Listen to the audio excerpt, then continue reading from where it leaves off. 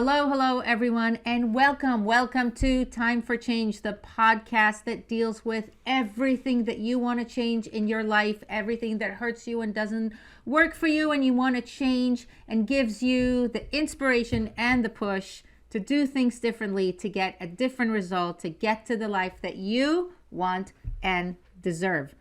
And you know, guys, that I invite here people with inspiring stories, and I'm especially excited to introduce our guest today, Scott Deluzio.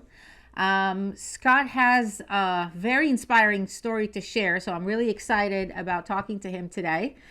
Scott is a veteran who lost his brother, wrote the book, The Surviving Son, and went through a personal journey himself of figuring out how to deal with the load that he had on his shoulders and do the things that he needed to do. And now he's here to share it with us. So welcome, Scott. Thanks so much for having me. I really appreciate this opportunity to come on your show and share my story with you and your audience. So glad to have you, first of all. And how would you... I tried to introduce you to the best of my ability, but this is just the tip of the iceberg. How would you introduce yourself, Sure. Scott? Well, I think you did do a good job there, but you're right. With anyone, I don't think you can introduce them properly in just a couple sentences. Right. There's a whole lot more to that iceberg that lies below the surface. But like you said, I am a veteran. I served in the Connecticut Army National Guard for about 6 years. During that time, I was deployed to Afghanistan, and that was in 2010. And like you said, my brother was killed. We lost my brother. We were both deployed at the same time, and so we were both in Afghanistan at the same time. I found out about his death while I was on a mission in Afghanistan. Shortly after finding out about his death, our own unit came under fire, and so not only was I dealing with the grief of losing my brother, but I was also literally fighting in combat at that point. And it was a extremely emotional and difficult time for me. When I came home, I was not the same person that I was when I left. Dealt with a lot of various issues, anger issues, drinking, and just not dealing with things the right way. And so, really, part of my story has to do with just that kind of rock bottom where I found myself, just not able to cope and deal with things, and realizing that I wasn't alone in all of this, that a lot of other veterans struggled with one thing or another, PTSD and various other issues.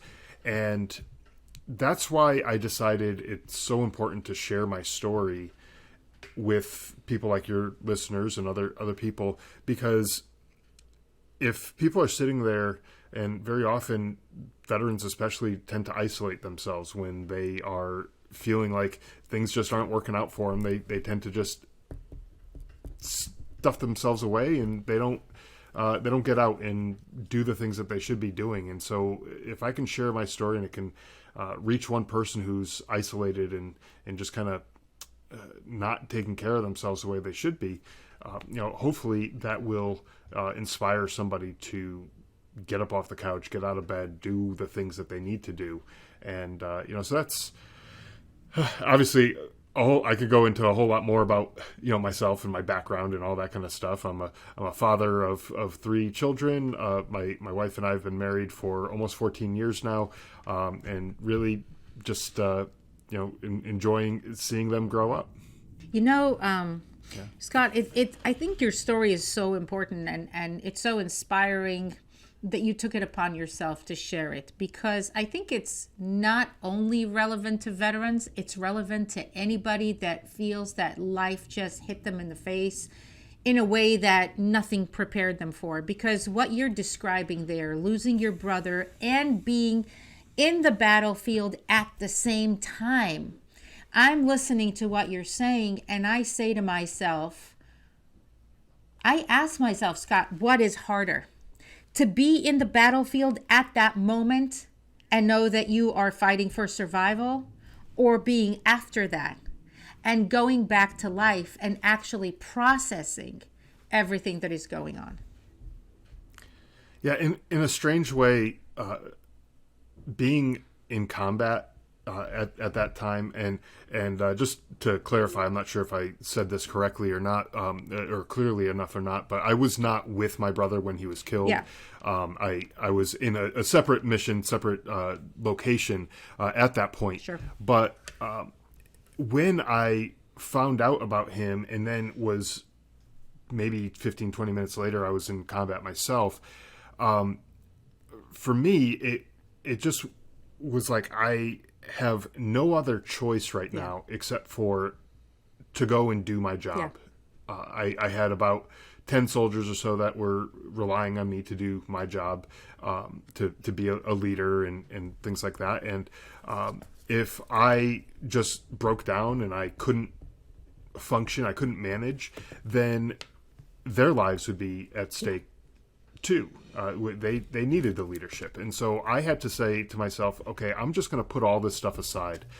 Think about it like if you have some shelves with boxes on it, and it's like, okay, I'm going to take all this crap that I'm dealing with right now with the grief of my brother. I'm going to shove all that stuff in this box, and I'm going to go put it on the shelf, and I'm going to go take off this combat leader stuff that needs to come off the shelf, and I'm going to use that to the best of my ability, because if I don't, then I very well may end up in a situation where I have to explain to the families of one of my men why they didn't make it home. And if my excuse is because I wasn't the leader that they deserved, then I don't know if I would have been able to live with myself after that. So I said, I just have to do that. So in a way, that was easier because the decision was sort of made for me, how I was going to deal with that. Yeah. I really didn't have a choice. Yeah. I had to just do what I needed to do. When I came home, that's when I had a choice. I chose a lot of bad things to do, things that weren't helpful, I should say. Things like drinking myself to sleep, or just the anger in outbursts and things like that. Like, all of those were choices that I made, and they weren't good ones. They just really made me not into the best kind of person that I could have been. Of course. I wasn't operating at my peak potential, but it was because I made poor choices, and really it came to that moment where I just had to look at myself and say, what do I really want with the rest of my life? Do I really want to be this angry person who's lashing out at my kids and at all this little stuff? I was just things that might just be mildly irritating to you or anybody else. It would just throw me into just a complete almost fit of rage. Of course. And it's like why am I acting this way, right? So I had to really have that kind of thought to myself and figure out what it is that I want to do with the rest of my life, and is this really how I want to be? So walk me through it, because it's so understandable. When life hits you in the face and you react with just whatever tools you have at that time. You say, okay, I'm going to drink myself to sleep, and you're irritable and post-traumatic, and it's so understandable. But it doesn't just that you wake up one day and you say, let me make different choices. I'm very curious always about either you've had a defining moment or you've had a rock bottom. There is something, because you could easily keep making the same choices that you were making for the rest of your life and find very reasonable explanations into why you're making these choices, considering what happened to you. So take me back to a moment that you remember, or a time that you remember that you said, you know what, I am done with this. I'm done with these choices. This is not working for me. Yeah, there were a couple of things actually, and one of which was, so I mentioned the anger issues that I was having, and both of them kind of relate to this, but I had a young son. He was actually born just a couple months before I was deployed to Afghanistan. Yeah. So the first 9 months of his life, I really didn't know him at all. I mean, I was home for about 10 days or so after he was born, and came home on leave for a couple of weeks. And outside of that, it was just through pictures and stuff that my wife would send me. That was basically all I really got with him. And when I came home, I found myself, I didn't even realize I was doing this, but I found myself, whenever I would get frustrated or angry, I found myself like gritting my teeth, like just like a real, like, you know, the typical, like just, like growling almost, that kind of thing. And as my son was growing up, he was young. He was, you know, a year or 2 years old at this point, and anytime he would get frustrated with something, I saw him doing the same thing, where he would just kind of grit his teeth and make this face. And I'm like, holy crap, I'm looking in a mirror right now, looking at myself. And, you know, that's the way kids learn. They learn by observing their parents or the people who are around them, right? And if they say, oh, well, dad is acting this way when he gets frustrated and angry, well, that must be how I should react, right? And I was like, well, that's not the kind of father I want to be, where he's learning to deal with frustration in this way, like, you know, just getting frustrated and angry and all that kind of stuff. Like that's not what I want for him. And I didn't want to be that type of father. Of so I was like, okay, well, I got to change something with this. I need to do something so that I'm not this type of person for him going forward. And then another incident, again, kind of relating to my anger issues and stuff like that, was a moment with our family pet, our dog. And she was in our bedroom, my wife and I, our bedroom, and we had a bathroom right off of our bedroom. And the bathroom had a tile floor, and the bedroom had a white carpet. Yeah. It was like we just moved into the house. It was a white carpet, and the dog got sick. She was going to throw up, and she walked basically right to the edge of the bathroom and the bedroom, and she threw up right on the white carpet, not in the bed. And I just flipped out. Like if she threw up on the tile, nice and easy to clean up, just, you know, a few paper towels, nice and easy, it'll be done. She threw up on the carpet. Now I'm thinking, now it's going to stain. I'm going to have to get a steam cleaner, all this stuff. And I'm like yelling at this dog like she could actually understand me, right? But I'm just in this fit of rage, and I'm screaming at her, and I'm just irate, and I'm acting like a complete jackass, really. Yeah. There's really no other word for it at this point. And I realized, like, what am I doing? This dog is clearly there's something wrong with her. That she's sick. Me yelling at her isn't going to make her feel any better. Even if she could understand me, it wasn't going to make her feel any better. And she definitely couldn't understand me. So it's like, what am I even doing? And I was like, this is not me. This is not the type of person that I want to be.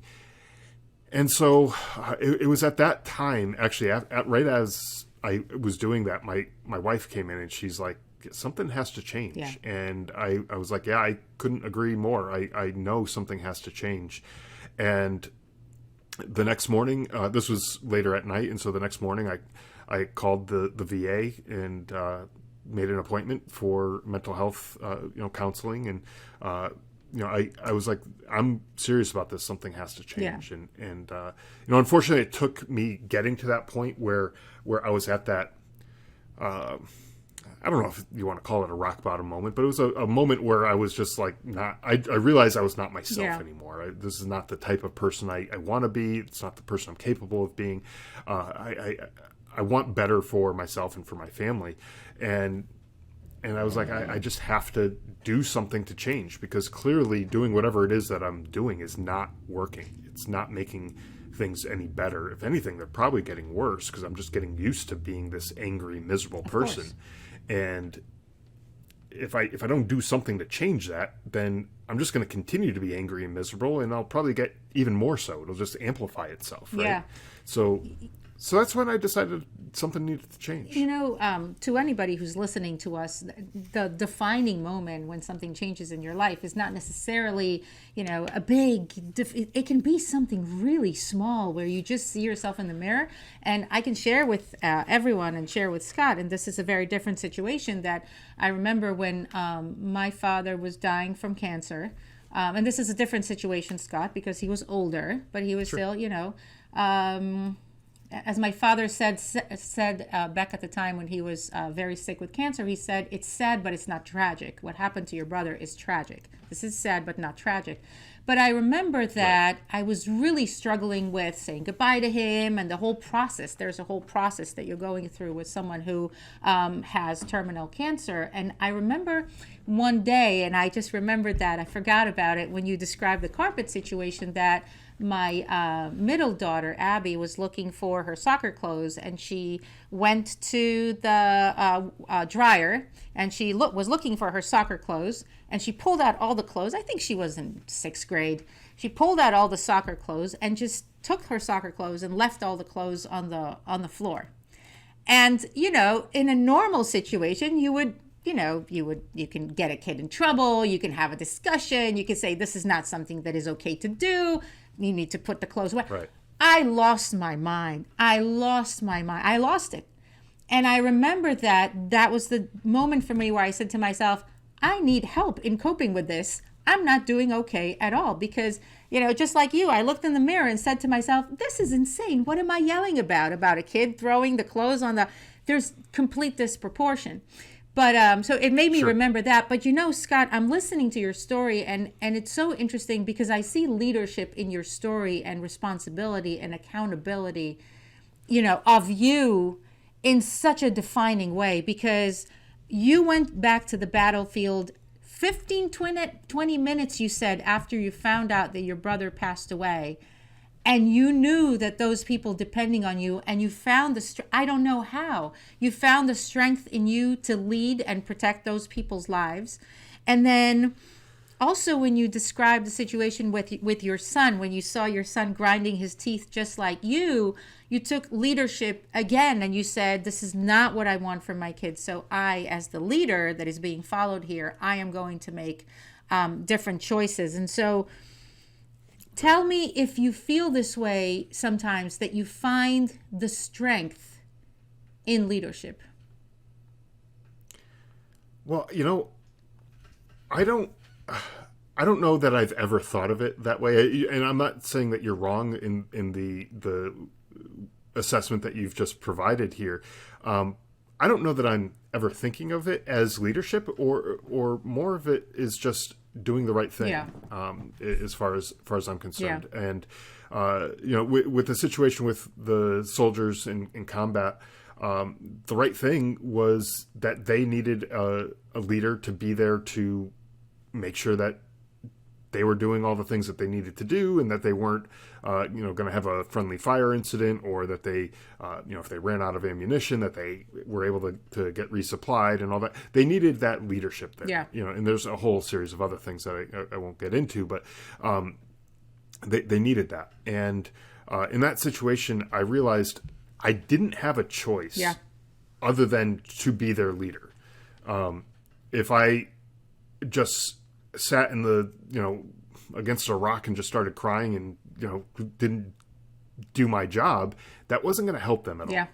And so, like I said before, that choice was made for me. I don't feel like that was something that, I don't feel like I was particularly strong in that moment. I feel like the choice was made and I just had to go with the flow and just do what I had to do. Same thing with my son, that incident that you were talking about there. I felt like I just needed to do what was right in terms of his well-being, and really in the overall theme, I think of this is putting other people ahead of myself, serving something bigger than myself. As a father, any parent will tell you this, any good parent anyways, is that you're not living for yourself right now. You're living for the other people in your life. And of course, there's things that you need to do for yourself. You need to eat, you need to take care of yourself and rest and all that stuff. You can't just be a zombie robot or whatever, analogy you might want to put into that. But, but ultimately you need to be able to take care of yourself so that you can then take care of those little people in your lives. And, and so to me, I found strength in serving other people. And that is, to me, just maybe that's leadership. Maybe I just don't even realize it. Oh, yeah. But for me, it's really just putting myself almost second so that other people can succeed and have the opportunities and the chances to be better than they were yesterday, right? And continuously improve their own lives. It's not just leadership, Scott. It's also the definition of resilience, because resilience is all about tying yourself and your strength and your life to something that is greater than yourself. So I think in a very intuitive way, you found a way to find your resilience, and you're talking about the pain. And then, when I read the title, how you titled your book, The Surviving Son, I have to tell you that title, it hit me in the gut. It just said everything in 3 words. Talk to me about that book, and talk to me about that title. Yeah, so the title actually comes from an Army regulation, which I talk about in the book, which is geared towards people like myself who have lost a family member. It could be in combat, just in service, in the military service. So the way I lost my brother qualifies there. But it's really a regulation that relates to discharge of service members. Yeah. And that's actually the regulation that I used to be discharged from the military. Right. Because after my brother was killed, I was eligible under the Surviving Sons and Daughters regulation. And so I use that as the title of the book, Surviving Son, because not only did that fit that regulation, and that's what it was, but it really did describe me in that situation, because of the 2 of us who went away to Afghanistan, I was the one who came home, and I'm still here.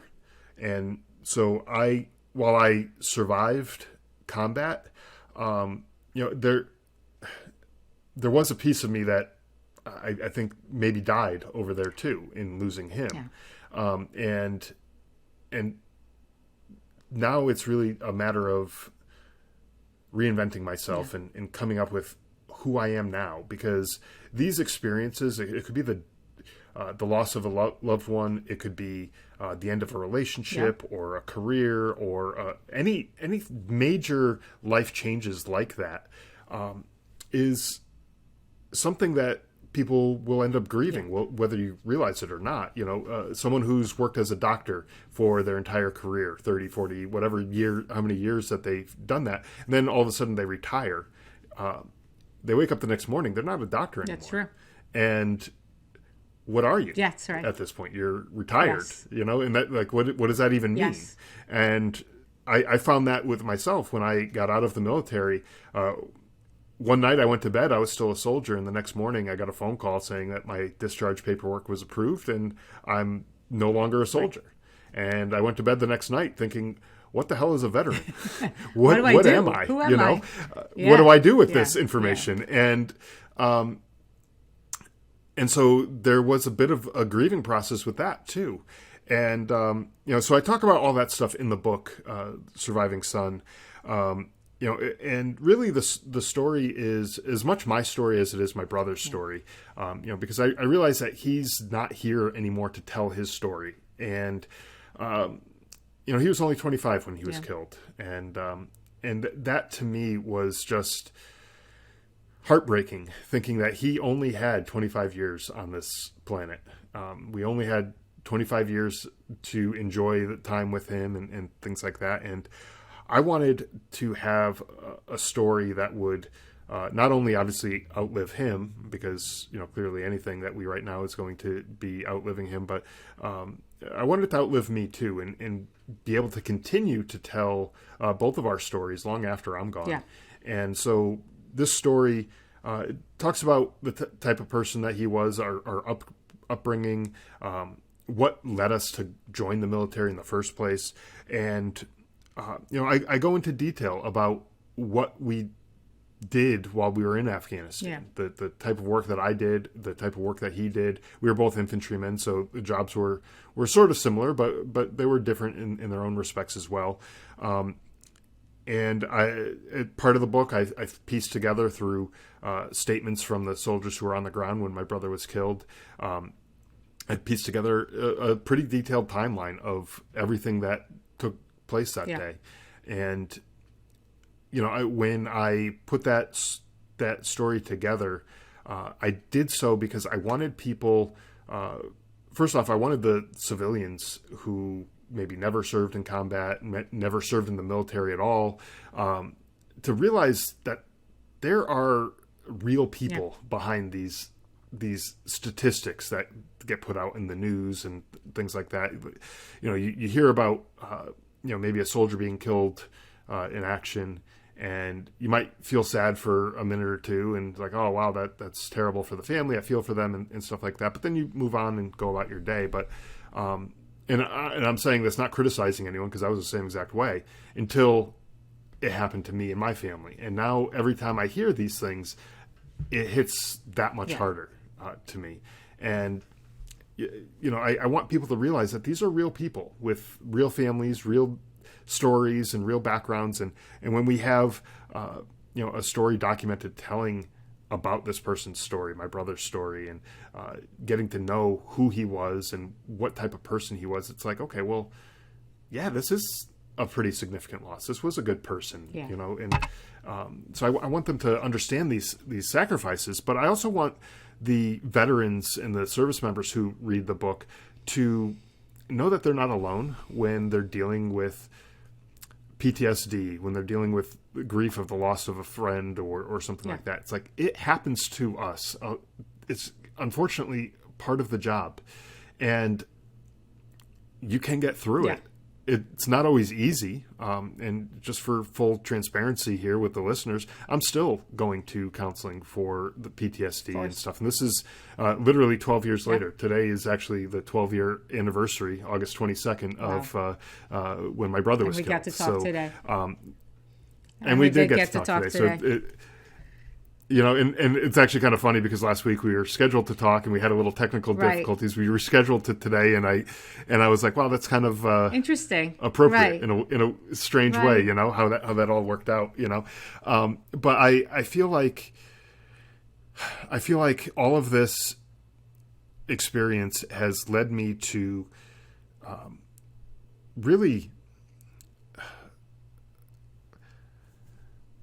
really want to give back to the people who are struggling, and again, serve those people. I do that through my book, Surviving Son. I do that through my podcast, the Drive On podcast, where I talk to other veterans and talk to them about the issues they're dealing with and how they've coped with them and stuff. And really, at the end of the day, all of this is to give hope to other people who might be struggling. Scott, where can... I may know them, I may not know them. Right, but I'm sure they'll find inspiration in you. Where can people find you, Scott?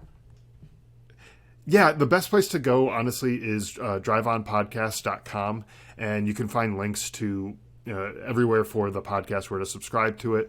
You can also find the book on Amazon, Surviving Son. You can go there and pick up a copy of the book. And that's really, I think, the two best places to go and check out all of that stuff. But, really, at the end of the day, for me, it's just a matter of getting the message out there to people. And the more people who hear the message and share it with other people, the better off I think people will be. So, Scott, I want to thank you so much for sharing your story and your inspiration with us. I took some notes as you were speaking, so we can all learn from your story. You talked about getting out of isolation and reaching out, which is so important for anybody who is going through grief or going through a difficult time in their life. You talked about the moral obligation towards other people. You talked about serving something that is bigger than yourself, as a form of leadership and resiliency. And I'm listening, to everything that you're saying and finding inspiration in everything that you're saying. And you talked about making choices and how making choices is such an important and defining thing in your life. And so to anybody who's listening to us right now, If you're dealing with grief, if you're dealing with a very difficult situation or a somewhat difficult situation, it doesn't matter. Any difficulty whatsoever, know that you have choices. Know that you can reach out to other people. It can be someone on social media. It can be a podcast that you listen to. It can be a book that you read.